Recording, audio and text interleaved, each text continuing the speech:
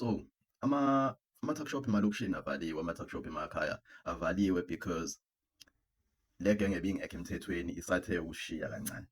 Now, South Africa, if ukuthi ena sizowathatha lama-tuck shop lawa siyibambele wona, that means we have to first talk about ukuthi ena asilahlekela kanjani kakade. Okay, so that's what we're doing. Right-ke, ayesiqale ngokuthi sikhulume ukuthi ena iy'tolo bekade siy'phatha kanjani ngenkathi bengakafiki abantu bangaphandle la eSouth Africa. Okay, now lana ngidwebe imizi nestradi that is typical of isetting yase-South Africa. Okay, now lamabhokisi lawo A, B, C, lawo ziyitolo ebey'tholakala kwimizi nje ebikhona kuzo lezi y'tradi lezi. Right, so you have isitolo sokuqala A esala ekhaya, isitolo sesibili B esala ekhaya, C esala ekhaya. Okay, and each of lezi y'tolo lezi ziqalwa ngemali esivele ikhona la ekhaya. Right, number two, each of lezi y'tolo lezi are run independently by abanikazi bale mizi le. Okay, so lo muzi lona owner lesitolo, lo muzi owner lesitolo, kanjalo kanjalo. Okay, now into ebiyenzeka, umuzi uqala uzoqala isitolo sawo with say enzakalani. Umuzi uqala A uzoqala isitolo sawo mhlawumbe ngo-5,000, imali yokuqala leyo. Isitolo B uzoqala isitolo ngo-6,000. Isitolo C uzoqala isitolo ngo-5,000. Right, now uma labantu laba behamba beyothenga, bazothenga ngalo 5,000 lo 6,000 lo 5,000, iyona mali leyo abayisebenzisayo ukuze beqale iy'tolo. Okay, now lezi y'tolo lezi zisendaweni A1. This means that probably bathenga kwi-wholesaler A1. Okay, at the same prices. Okusho ukuthi ena uma behamba beyonakhuza sebeqala bedayisa, one would expect ukuthi ena bazodayisa ngamanani afanayo ukuze bethole the same profit. Okay, now because each of them bajaha ukuthi berecover le mali and bethole ama-customer babanga lo ampemu uhamba lapha nesitradini, each of them is going to try to outdo omakhelwane bakhe by lowering ama-prices. Ngenkathi lona ehlisa amanani akhe, ama-customer onke ayalaphaya. Ngenkathi lona ehlise amanani akhe edlule loyana, onke ama-customer azobuya azothenga la. Ngenkathi loyana enza the same thing, onke ama-customer ahamba ayothenga laphaya. Yabo. So now labantu laba they end up being izitha manje, they end up being ama-enemies. Yabo. Next thing you know, sekukhona abaphatha imithi, khona abafuna ukudubula abantu, that sort of nonsense. That sort of nonsense. That is how we were running ilento lena, ama-tuck shop before. Now, in order for us to progress, we're going to have to do izinto in a different way. Right? And we have to do that by observing ukuthi ena le genge lena eqhamuka ngaphandle yona ibiwarana kanjani lama-tuck shop lawo, such that they ended up dominating ilento lena imarket yama-tuck shop lana kuma-townships namakhaya ase-South Africa. Now, alternatively, into ongayenza is ukuthi ena uthi wenze into eyenziwa abafowethu bangaphandle, which is to form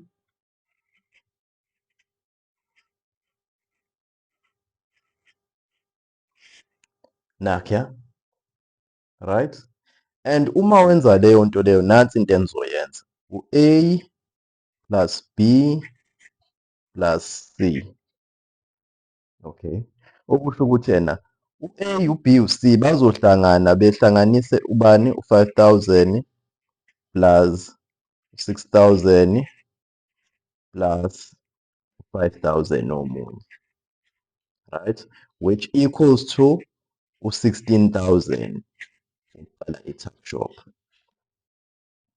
Right.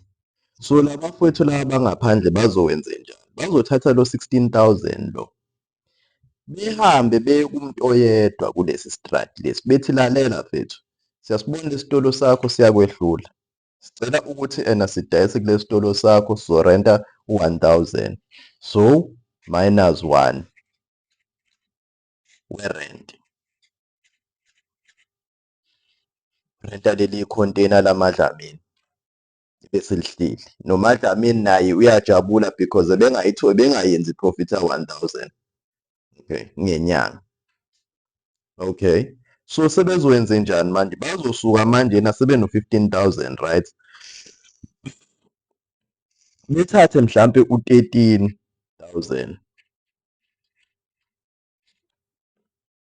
behambe beye kwi-wholesaler, befike bethi wholesaler, lalela, nansi imali, sicela istock esingaka. I-wholesaler ithi, oh bafowethu nithenga in bulk, so niyaqualifya for lama-discount lawo. Uthole ukuthi in some cases bathenga istock that would have costed 13,000, bazothenga istock esilingene u-26,000 because manje they qualify for i-discount ka-50%. I've seen leyo nto leyo happening. So manje sebene-stock, let us just say, let's keep it at ukuthi stock sabo basithenge ngo-13,000 kodwa istock esine-value ka-26,000. Basele namalini? Sebesele no-2,000. Now, lo 2,000 lo bazothatha le stock lesi behambe beyosifaka laphaya. Bayasuka manjena bathatha u-1,000. Khumbula ukuthi yena because bathenge at a lower price, this means that already sebene-advantage over amanani A, B no C. So what they will do is because siyamshaya manjena u-B ngama-prices, sizohamba siye kuye sifike siyothi mfowethu lalela, iyakuhlula lento lena yesitolo. Sicela ubambe nawo u-1,000 la, so renta ngawo lo 1,000 lona. Yeah, uyajabula lo muntu lo ohlala lana because usethola u-1,000 obekade engenawo, right? Obekade engayenzi nane-profit yawo, lo 1,000 lona uzongena njalo ngenyanga. Okay, sekusele 1,000 le genge le. Le genge leni siyasuka manjena ithatha ingxenye yalesi stock lesi esila izosifaka laphaya kulesiya sitolo lesiya. Sebeney'tolo eziwu-2 kulesi strati lesi. Lezi y'tolo eziwu-2 kulesi strati lesi zinama-prices afanayo. Into uma ungayitholi lana, bazothi mana lana sohamba siyokulandela laphaya. Bebuye bezoyifaka bezokudayisela la lento oyifunayo. Okanye bethi yena hamba wena laphaya. Yabo. Sekusele manjena i-tuck shop eyodwa independently owned laphaya. E-own umuntu oyi-South African, right? So benze njani? Bayahamba futhi baya kuye bathi lalela mfowethu, sicela mfowethu ukurenta ngo-1,000 la kuwe ngoba nakhu vele siyakuhlula lesi sitolo lesi. Lo muntu wenze njani? Uthi ena hayi bafowethu, ngiyavuma ngiyehluleka, lethani lo 1,000. U-happy to get to 1,000 ngenyanga because bengasawutholi vele. What do these guys do?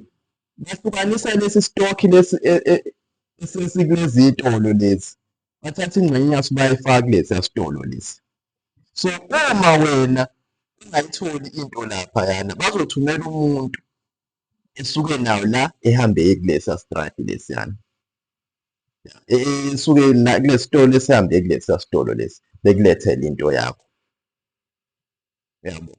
So manje lezi y'tolo lezi zinamanani afanayo because they are owned by the same people. It is owned by isitokofela sabantu bangaphandle, basically. You see, my friend.